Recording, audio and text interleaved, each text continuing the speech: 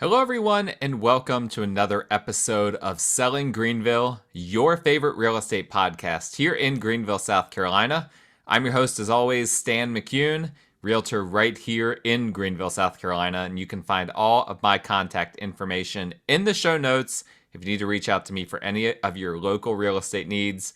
Just a reminder, as always, please support the show by liking, reviewing, subscribing, rating, all of those things. If you're not sure how to do that, feel free to reach out to me. I have people reach out to me all the time like, hey, it's not very intuitive in Apple Podcasts how to leave you a rating. Well, it's not. You have to go to the show page and you have to scroll down and then you can leave 5 stars. It's really frustrating. On YouTube, it's pretty straightforward. If you can find my podcast, which, by the way, I just realized I need to turn my phone on mute. If you find my podcast on YouTube, the simplest way to do that is to search for Selling Greenville Podcast. Somebody already has the Selling Greenville channel. Sadly, they don't use it, but if you search Selling Greenville Podcast, you can find me on YouTube. It's very simple to like or leave a comment and to subscribe. So please do that if you get the opportunity. And I've got a lot more content coming for you guys that I'm really excited about. Just recorded another interview yesterday, actually, as I'm recording this one. That interview won't come out for a couple of weeks. But I'm very excited for some of this content that I will be providing for you guys here in the future. You don't want to miss it. All right, today we are going to be talking about the Greater Greenville Association of Realtors market stats.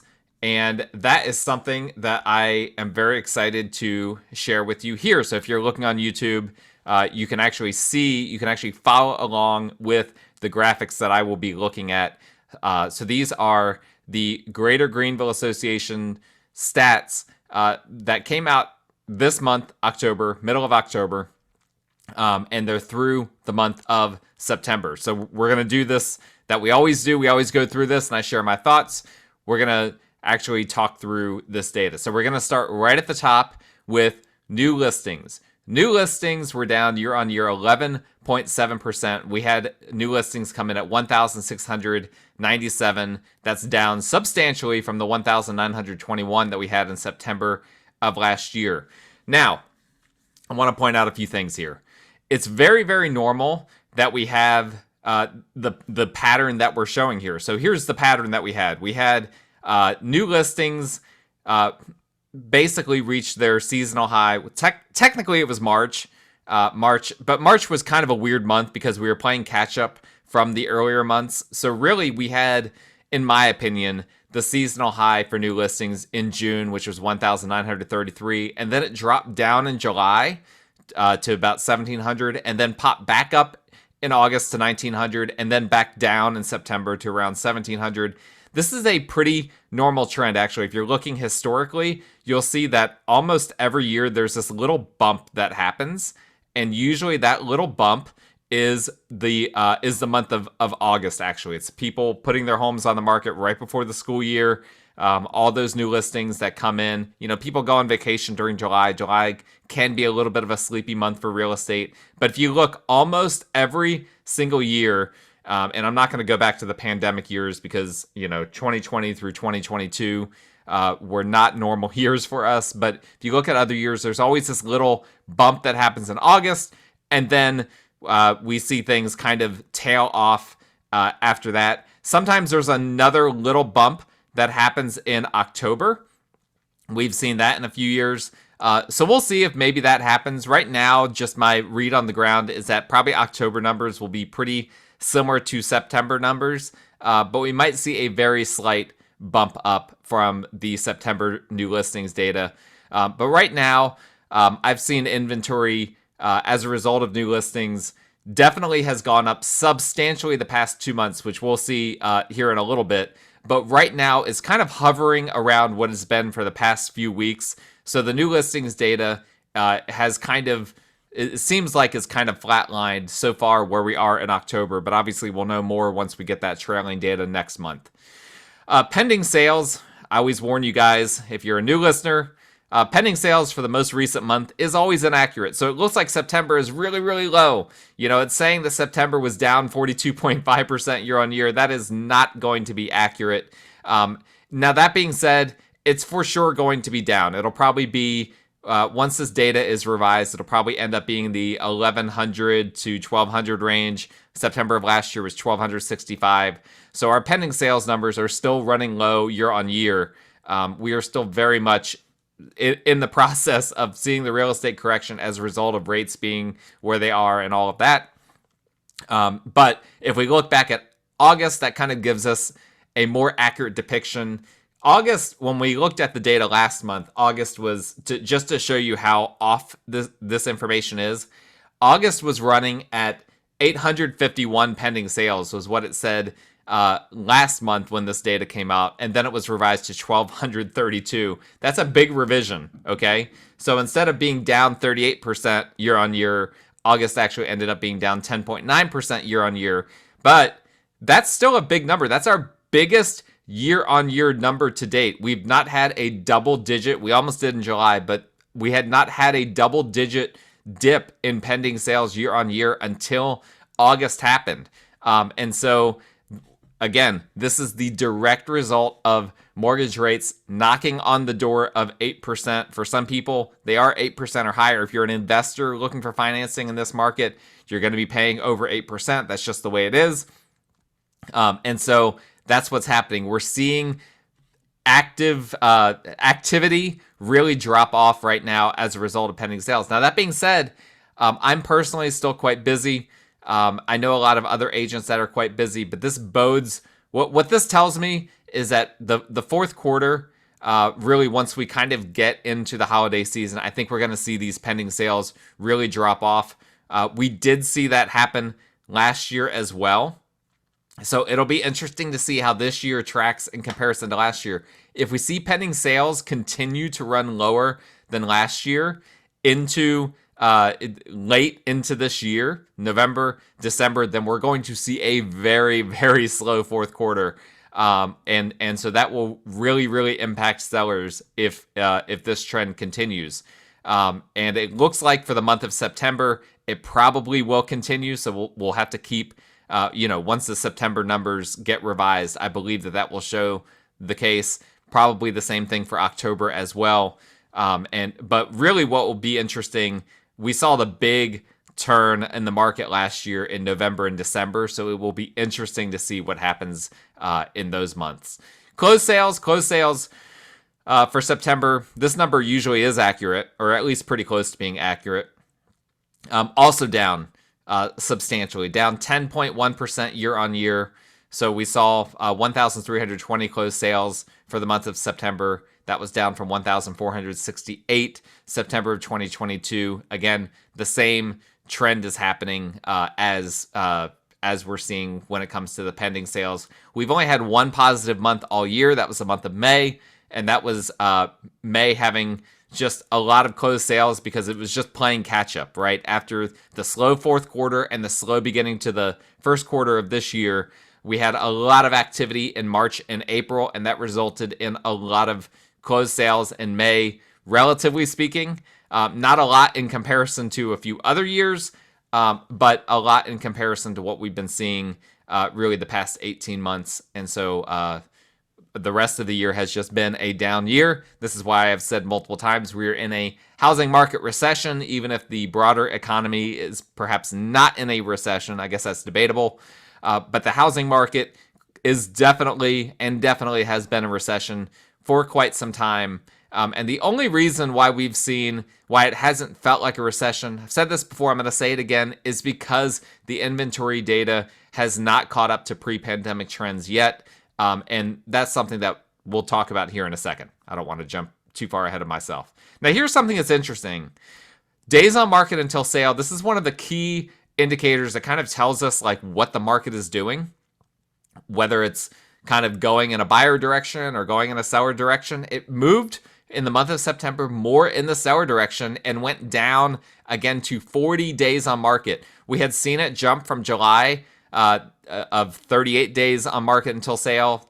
Through August, it went up to 41 days on market until sale. But then the month of September, it went back down to 40. Now, that's still an increase year on year, but that's because September of 2022, we were still at those sub 30 days on market until sale numbers, which was still historically extremely low. if you're looking at the graphic that I'm showing you, you see that by the end of the year, it goes way up. The end of the year 2022, it goes way up.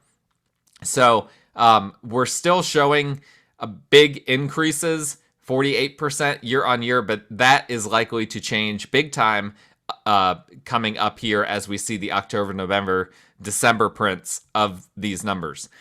Now, I've said this before, and I'll say it again.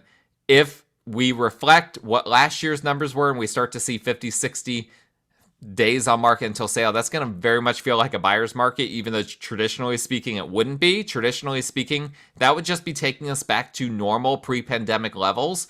But that would be a big system shock. And that's really the story of the market right now, right? It's not so much what things are in comparison to what they were in the past. It's more how quickly things are flipping and how quickly the market is changing, right? Interest rates, I hear people say all the time, well, mortgage rates, historically speaking, are not that high. Yes, correct. If you look at the 20, 30, 40, 50-year numbers, yeah, you're right. But we've never seen mortgage rates go up 250% in a year. And so that is the story. It's not looking back at historically what is high or low. It's looking at how quickly things have changed. That has impacted the market because the market doesn't have time to adjust, right? When interest rates go up or go down slowly, the market has time to adjust. But when things skyrocket or plummet very quickly, which has been really the story not just of the past year. The story of the past year has been these rates going up. But if you want to go back to the pandemic, the story was when rates plummeted. That's what impacted the market then. And so this is kind of just the story of real estate nationwide, but also in Greenville. And so it'll be interesting to see if the days on market trend kind of remains stable. It's been pretty stable since June. We've been in the high 30s, low 40s. You could maybe make the argument, May was at 44 days on market, so really going back to May. So it'll be fascinating to see if we see days on market until sale make the dramatic shift into the 50s, and it almost hit 60 earlier this year. So it'll be interesting to see what happens there. My guess is that we'll probably go at least into the high 40s, low 50s in the fourth quarter, perhaps even into January of next year. But we'll have to see. It's very unpredictable. I did not anticipate it going back down to 40 like it did for the month of September. So we'll have to keep track of that. Median sales price, this is one of everyone's favorite numbers to look at because this kind of tells us what the market's doing, right? We had 1 month where the sales price went down year on year this year. Otherwise, it's been a pretty stable year. We've only had 1 month the entire year where we saw the median price point go up greater than 2.7%. And that was January. January, we saw prices go up year on year 6.5%. Otherwise, it's been below 3% every single month. Most months below 2%. And with the 1 month May having a decrease year on year. But otherwise, we've been in the positives all year on year in terms of the median sales price. September was no different. September, we saw prices go up 1.6%. Now back up to 319,900. So we've been hovering in this like 315 to 320-ish range basically since May. And that's very interesting to see prices go up in September because we're in the time when prices seasonally tend to go down. Look at the trend. Historically speaking, prices this time of year in the fourth quarter, they tend to, I guess September technically, not the fourth quarter, but around this time of year, you typically see prices tail off from their peak. What were their peak this year? The peak was 320. What are we at right now? We're at 399. That's basically 320. So we're basically right up there at the peak for the year. So that's really, really interesting. Again, I've said this before. I apologize for repeating myself, but for those that don't listen every single month or perhaps every single week, the Greenville market is a very stable market. Our highs are not as high as other markets, and our lows are not as low as other markets. So this is very interesting. I've been saying this for a while. To determine whether or not we're seeing a seasonal decrease that is greater than what we would expect, I would expect to see the median sales price plunge into the low 390s, perhaps high 380s. Low 290s, high 280s. If we saw it go into 380s, 390s, that would be insane. No, we're talking about 290s, 280s. Right now, we're nowhere near that. So it would take a pretty big drop off for the median sales price for us to end the year in the negatives. We ended, let's see here, December of last year ended at 295. So for us to see a year-on-year decrease, we need to see basically this median sales price go into the mid 200s. Right now, we're pretty far away from that, and so the market is really continuing to remain stable. Prices are continuing to remain high in spite of mortgage rates being where they are. So that's definitely something to keep track of. The average sales price, again, we don't focus too much on this because averages, when it comes to prices, are really skewed by the upper end of the market. The median is really tells more accurately what the story of the market is. But if you're interested, the average sales price hit an all-time high of $385,773. So that is a Greenville record. You can see that on the chart. That was a 6.3% increase year on year. And the one interesting tidbit about this is that that's the highest increase that we've seen since January. So the luxury housing market right now, the upper end of the market right now in Greenville is very strong. That is one of the strongest markets, and it's very simple. It's not rocket science.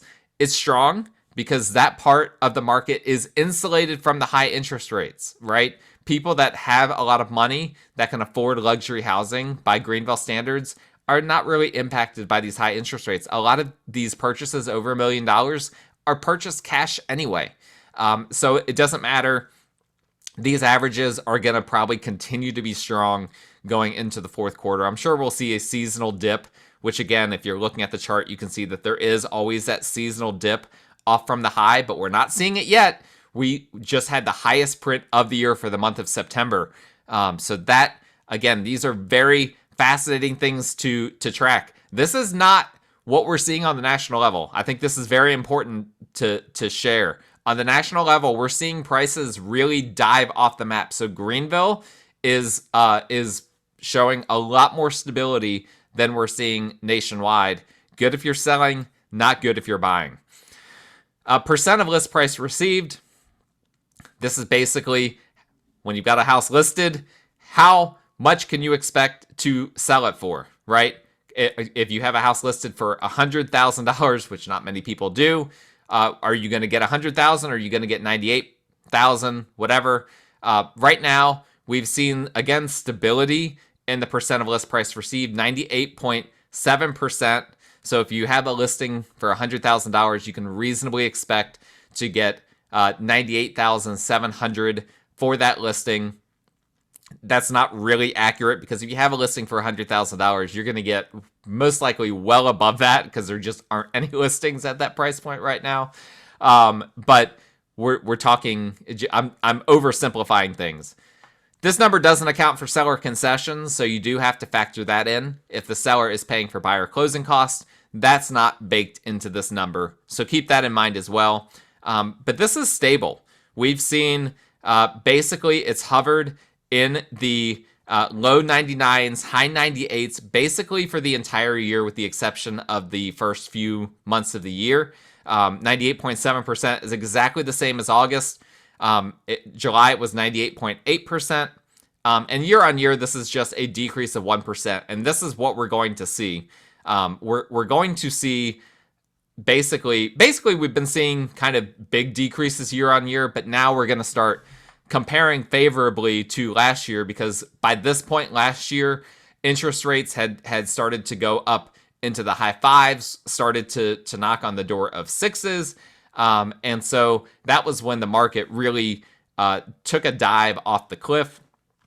And so we're going to start to see some favorable prints year on year. You can see, again, if you're looking at the graph, you can see that it went down into, oh boy, what is this? The low 98s, high 97s last year. So if we stay in the mid 98s, we'll start to see actually some positive year-on-year prints in terms of the percent of list price received. The long story short is that if you're a buyer in this market, you want to know, okay, how much can I reasonably expect to get a seller to come down off their listing? Right now, on average, it's about 1.3%, but that varies greatly. That's the average, right? If a home has been on the market for months, you're going to get more than that. If a home has just come on the market, you're probably not going to get much, if any, of the price to come down. So these are averages, and that's something to keep in mind. Housing Affordability Index. This basically tells us how much the median household can afford. If we're at 100, then that means the median household can afford the median priced home. We're at 84, not a great number. That is a decrease 8.7% from a year ago when it was at 92. And again, this number is taking into effect the average price, is taking into effect average mortgage rates, and it's taking into effect median income. And I probably should have said median for all of those things, not average. Median price, median mortgage rates, median income. And so it's at 84.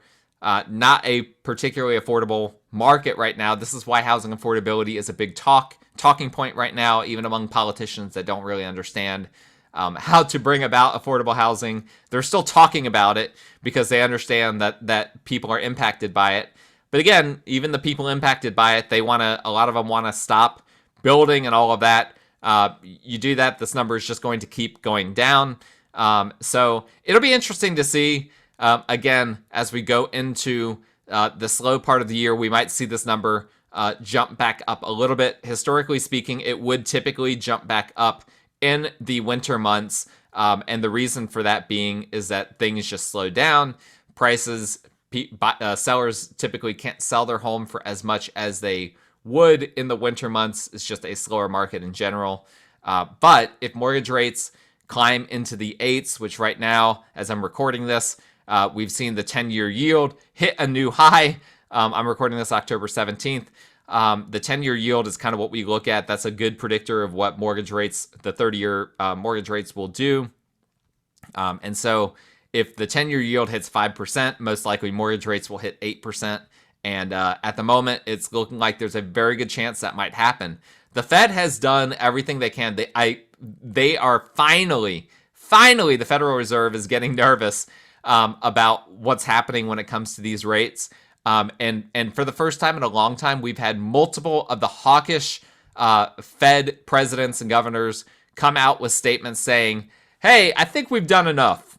And this is the first time in a while. Now, what we haven't heard them say anything about rate decreases. What we're hearing them say right now, and this is the first step for us to, prior to them to start to say, okay, we're going to decrease rates, is for them to say, okay, we've done enough. We're going to hold the line for now. But they're intentionally, everything they say is hyper-analyzed by the market. And so, and they know this. They know they can manipulate the market by simply making statements. And so they've been pretty unified by going from a hawkish, hey, we might need to make more rate hikes, or at least one more rate hike this year. That's what they had been saying up until just recently. They started basically in unison saying, okay, I think we've done enough. And that's because they're looking at numbers like the 10-year yield and saying, okay, this is really, really high, and this could really have a negative impact on the economy as a whole. And so they've come out with more dovish statements lately. That it seemed to help last week. If I were recording this last week, I would have been like, okay, we've seen the 10-year yield come down a little bit. We've seen the 30-year fixed rate mortgage come down a little bit. Unfortunately, it went right back up. And now we're seeing that there is the possibility that those average mortgage rates could end up going over 8% for the first time in a very long time. So we'll see what happens there. and what the Fed tries to do. I don't think that they're going to decrease rates, but they might make some more statements trying to get the market to change a little bit and become, a little bit more friendly when it comes to these rates. We'll see. That'll be something to keep track of. Inventory of homes for sale. This is another one where the most recent month, the month of September, is not going to be accurate. If I look at, I've got on another screen here that you guys can't see, I can look at what August, when these stats came out last month. August was listed at 3,812, and then that was revised back down to 3,398. So about 400 homes for sale high. So most likely, same thing for September. Most likely September is closer to about 3,500, which would be a little bit of an increase year on year from September of last year, which was 3,453. The month of August was up. Inventory was up 6.6% year on year.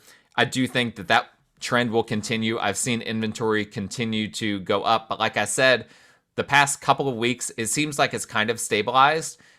So we'll see what happens. If new listings data falls in the next few weeks, in the next few months, then inventory will end up stabilizing perhaps in the mid 3,000s. Historically speaking, that is below the pre-pandemic norm, which was around 4,000 homes for sale. If we ended up coming around 4,000 homes for sale, that would be really good news for buyers in generally speaking.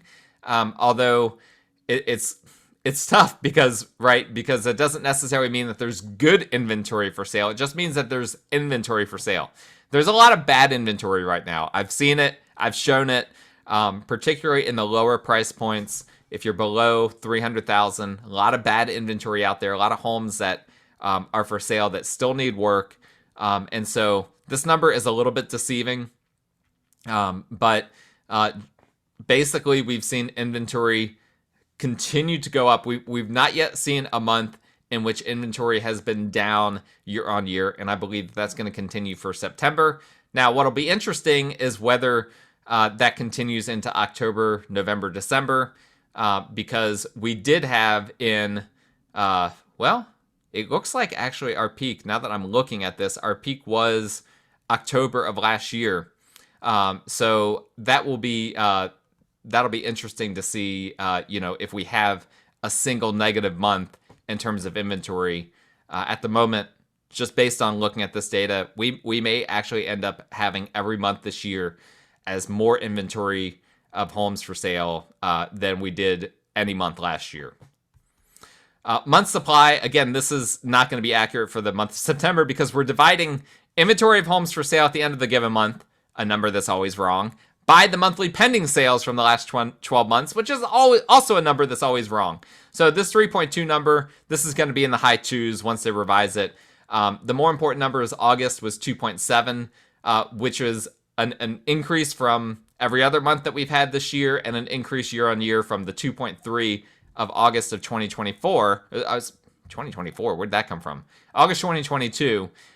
So it was up from 2.3 to 2.7 year on year.